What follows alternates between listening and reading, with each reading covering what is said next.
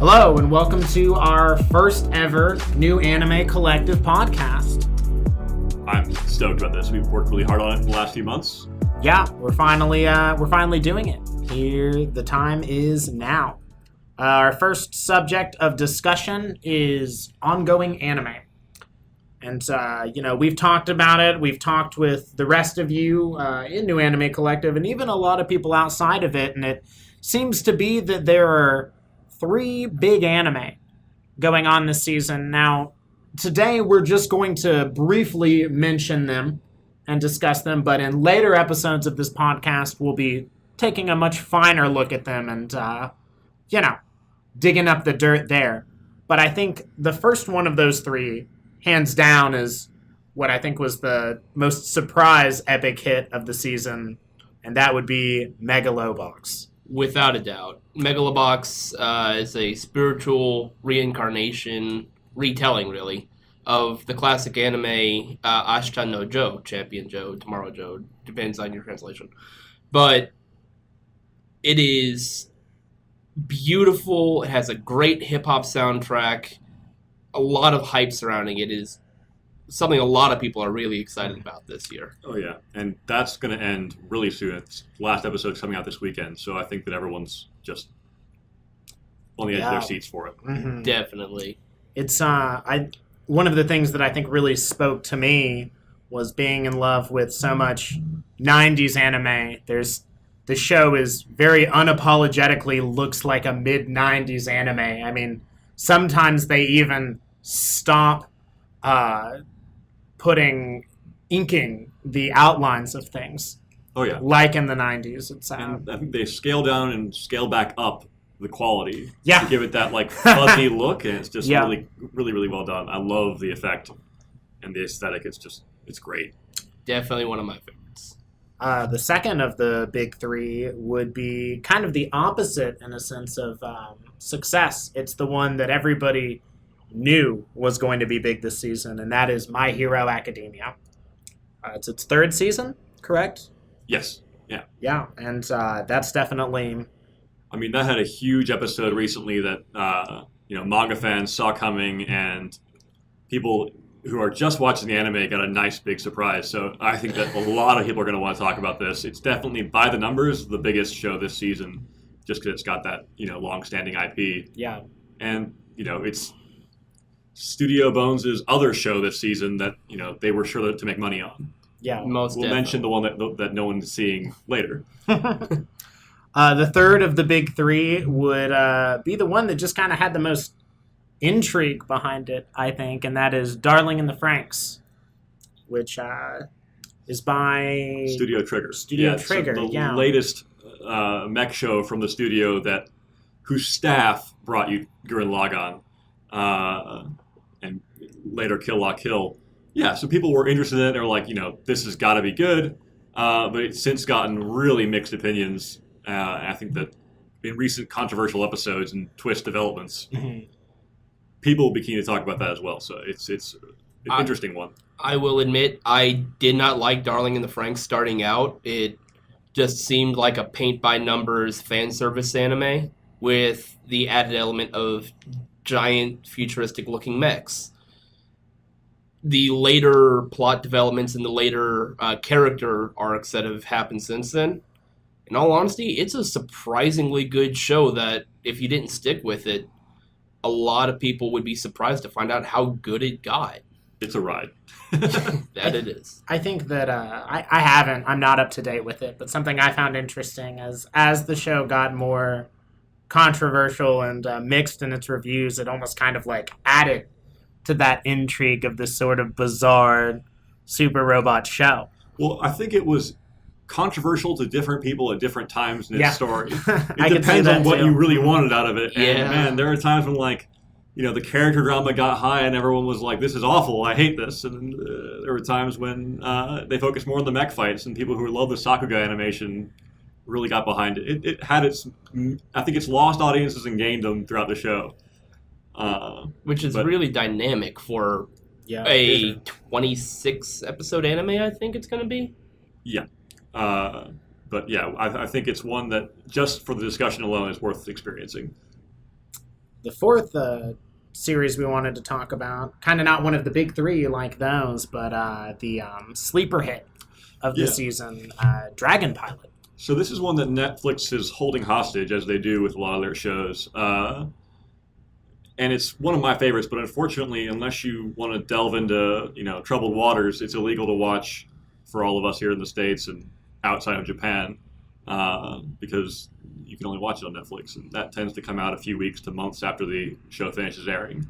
But on the plus side, it finishes airing pretty soon, so I really recommend you guys check it out. This is also from Studio Bones, who, if you like BNHA, Boku no Hero, I think that it's worth checking out this one. It's very different from things they've typically done. They're famous for Eureka 7 as well. Yeah, that was my very talented studio.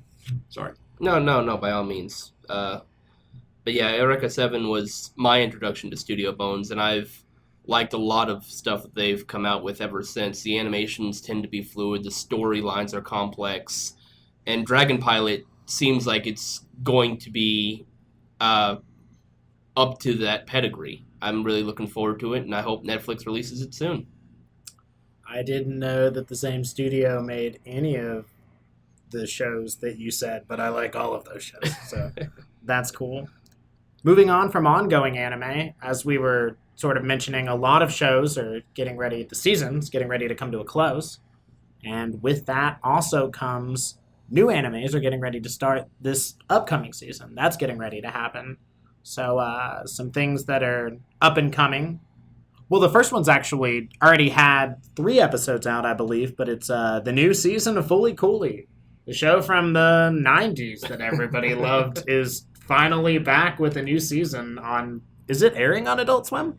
Yes. Right? Yeah. Yes. I cannot believe it's back. Yeah. Anything after that many years and it's a 6-episode show that didn't even really feel like it had room for a sequel by any means. When Aniplex decided to buy it, I think it was Aniplex. I think so. I was stunned. I was like, what could you possibly want with this IP? This is just... It's a cult hit, but there's just no way you're going to capture that formula. I don't know what you hope to do. But... And then they surprised everyone by getting the Pillows back together to do the soundtrack. And okay, that's really cool. Which gave all of us hope. Yeah. Yes. That's awesome. That's that's incentive alone, though, just to watch the show, just to get a taste of that soundtrack before that drops. Yeah. You know you're going to get a sweet bass line out of it, if nothing else. Yeah.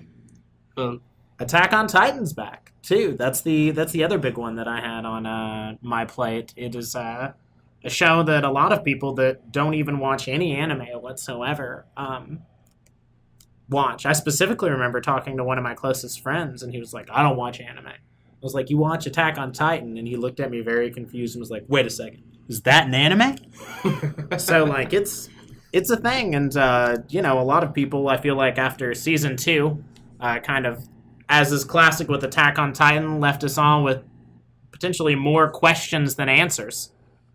And so it'll be cool to see where they go with all of the things we're confused about in that. Oh, yeah. I think they're going to give you guys a great follow-up, because, even as a manga fan, the plot can move really slowly, and then when it does get moving, it dumps a ton of information on you, and, for the longest time, I forgot the basement thing was even a thing. Yeah. And yeah. I'm not even sure that's going to be in this next season, so, I'm not going to be able to spoil anything for you, just because I don't know what the pacing is going to be for the anime. It seems really inconsistent. I'm just looking forward to that hype Hiroyuki Sawano soundtrack, which is the guy that composed everything for all the Gundam shows, and oh, okay. this is just fleshy Gundam. So. Yeah. I literally, I think I got 6 or 7 episodes in, and I realized, oh, this is almost quite literally a Super Robot show with normal Super Robot problems. Yeah. And so that's something I always like. There were a couple other shows that you talked about with me earlier that are coming out this next season. Yeah, these are more that are on my personal radar. I always go through and watch all the preview videos of stuff coming out. And a couple of the comedies that caught my interest, still hungry for ones after Hinamatsuri. The first is Backstreet Girls, which is about a bunch of Yakuza who somehow fail their boss. I don't really know the premise. And he gives them the ultimatum, I'm going to kill you, or you can go to Thailand and get a sex change operation so that you can become Japanese high school girl idols. And it just follows their antics. That's like just the core of the comedy for that. And I don't know, I think it has a lot of the same aesthetics and feel of Cromartie High School. So if you're into that brand of wacky comedy, you're going to love this, I think. That premise just sounds ridiculous. Oh, yeah. It could just be offensive. I don't know. But like, the PV was great, and I really think it's worth a shot, if nothing else. So I was really hoping when you said the title that it was in some way associated or referencing Backstreet Boys. I mean, I think the And title not is like- referencing it. Oh, it definitely is. You Yeah. said they're pop idols. Like, Yeah. 0% chance Yeah. that is not referencing It's just it. the Japanese equivalent. Yeah. Which of course would be Yakuza's who've got a sex change operation. I think because- that actually happened with the actual Backstreet Boys as well. So. That could be it. It's literally their life story. Anyway, the next one was Chio-chan's Commute, which is a similarly wacky storyline about this girl who has increasingly bizarre commutes to school.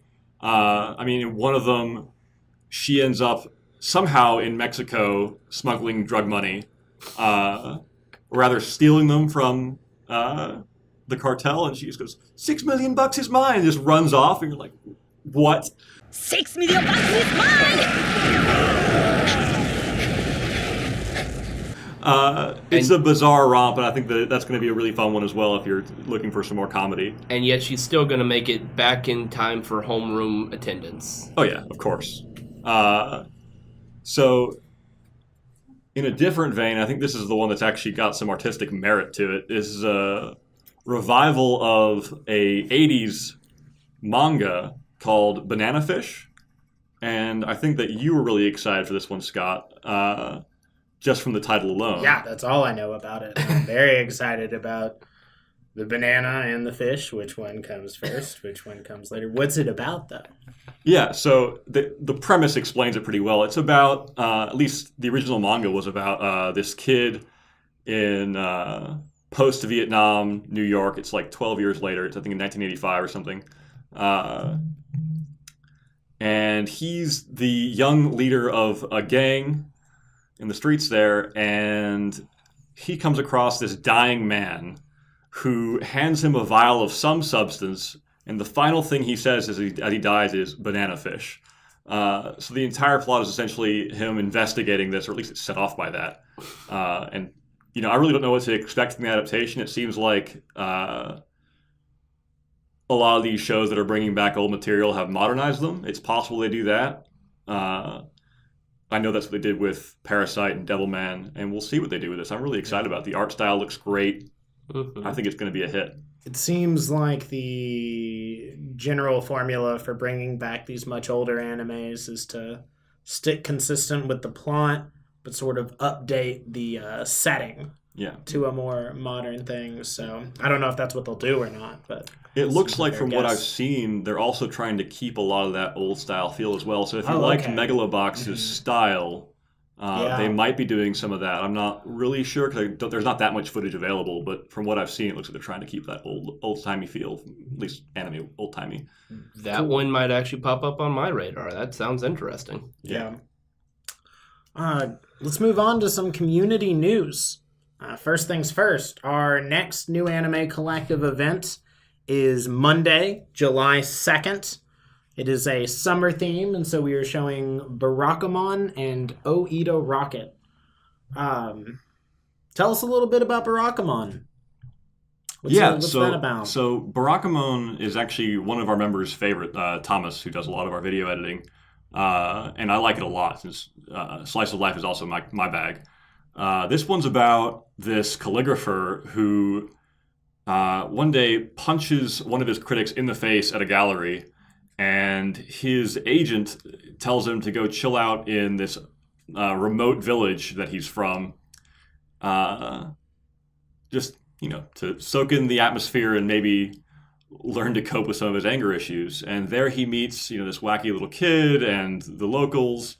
And, it's the MacGuffin there. They help him develop as a character. Yeah. But it's all played for some really great laughs, and it's a really just fun, summery show. So I think it really fits with our summer theme.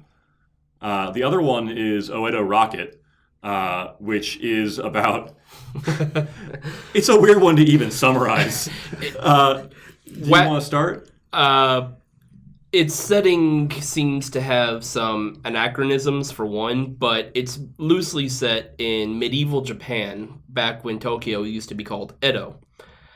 And it's a pretty ridiculous comedy where an alien crash lands in Tokyo, or at least in the outskirts, and manages to escape the explosion, disguises herself as a human woman, and is trying to make it back to the moon.